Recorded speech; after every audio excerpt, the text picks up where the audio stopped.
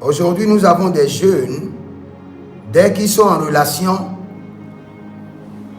ils font des déclarations pour dire « Si jamais je t'abandonne, que telle chose m'arrive ». D'autres vont jusqu'à couper leur corps, leur chair et faire une alliance de sang. C'est grave. Quand quelque chose les arrive seulement, ils commencent par prononcer des malédictions sur eux-mêmes. Je suis sûr que je ne réussirai pas. Je suis sûr que quels qu'en soient mes efforts, je n'irai pas loin.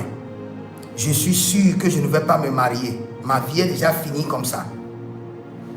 Quand tu commences par prononcer ces malédictions sur toi-même, tu es en train de partir. Jérémie l'a fait, Job l'a fait. Dit, maudit soit le jour où je suis né. Cette auto-malédiction où vous prononcez des malédictions sur vous-même pour vous délivrer, vous allez renoncer. Vous ne renoncez pas seulement. Vous devez maintenant encore bâtir des alliances pour cela. Et vous devez maintenant encore aller chez un homme de Dieu pour être délivré. Parce que dès que vous prononcez des malédictions sur vous-même, cela est établi. Parce que vous l'avez prononcé sur vous-même. Ou dès que tu as un petit problème, tu commences par prononcer des malédictions sur toi-même ou sur tes enfants. C'est établi. Il te faudra maintenant des mois de délivrance pour être délivré de cette malédiction. Le jour de naissance, c'est le jour de la destinée. Tous ceux qui ont compris le prophétique, ils commencent toujours les affaires le jour de leur naissance. Ils ouvrent leur boutique le jour de leur naissance.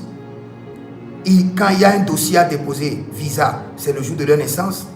Même s'il faut faire le mariage, et si c'était possible, le jour de leur naissance, parce que c'est le jour le plus béni de la destinée d'un homme ou d'une femme.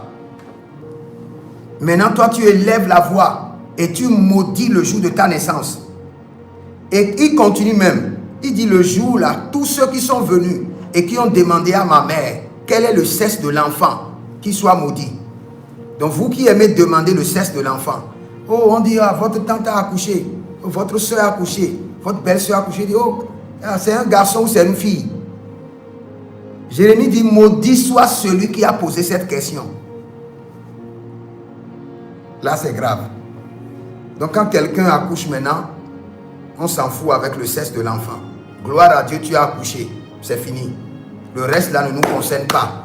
Parce qu'on ne veut pas prendre la malédiction. Quand on dit que ta vie soit la vie, comme une ville détruite par l'Éternel sans miséricorde, on vient de libérer une malédiction sur toi. Et la plupart des temps, la malédiction n'écoute plus jamais la voix qu'il a invoquée. La voix qu'il a ramenée. La voix qu'il a réclamée. La malédiction n'écoute plus. Ça n'écoute plus. Et ce qui est grave dans la malédiction, écoutez très bien, la malédiction attire toujours la malédiction. Quand la malédiction est quelque part, elle ne veut pas être brisée. Donc elle doit faire d'autres choses pour qu'on puisse te maudire davantage pour accumuler la malédiction. Parce que quand quelqu'un est maudit, la malédiction s'installe dans son sang et ne veut pas être délogée. Donc l'ennemi fait tout pour que la personne crée aussi d'autres situations pour qu'on puisse lui ajouter malédiction à malédiction. Que quelqu'un dit par le sang de Jésus, il n'y aura pas d'ajout de malédiction à malédiction dans ma vie.